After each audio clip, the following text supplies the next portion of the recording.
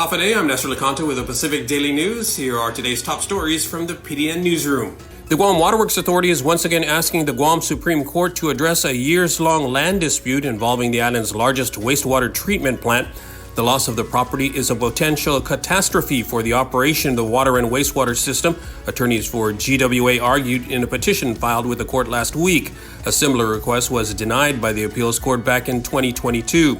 GWA and construction company Cortec International are suing each other over former federal land in Dededo that the Northern District wastewater treatment plant sits on.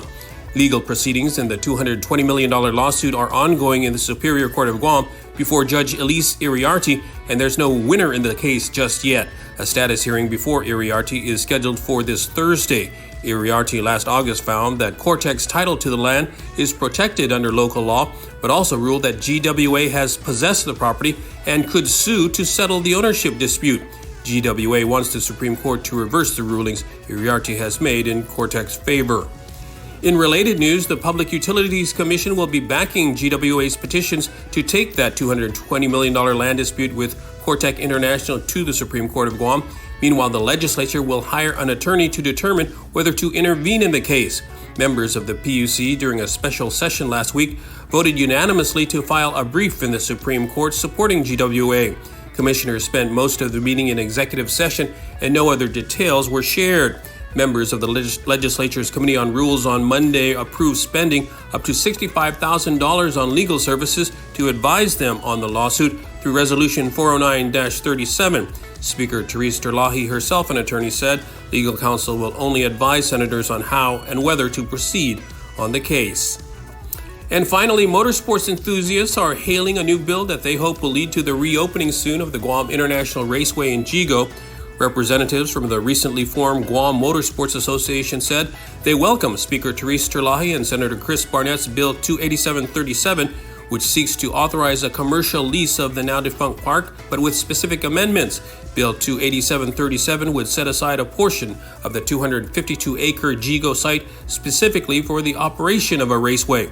Guam Motorsports Association Chairman Hans Ada and Vice Chairman John Birch Jr. said they would like to see the entire property and not just a portion of it set aside for a raceway.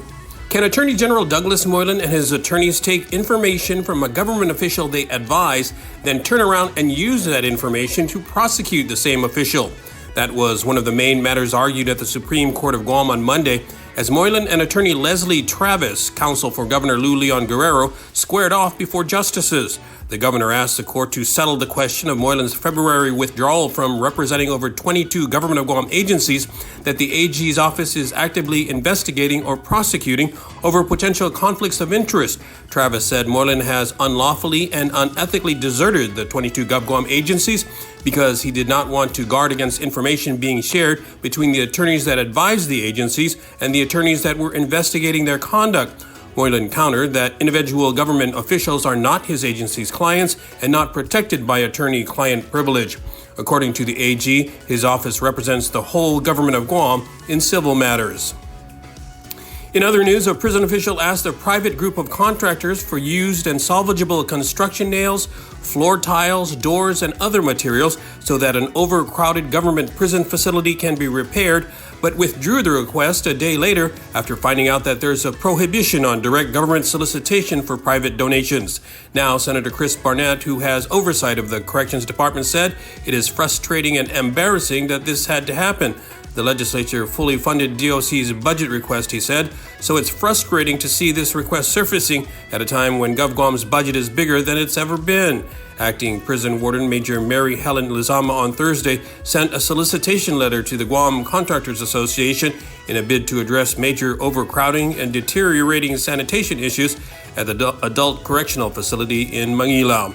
And finally, due to the unresolved air conditioning and ventilation situation at its Barragata location, the Guam Department of Revenue and Taxation will continue its limited hours of operations from Monday to Friday, the department announced.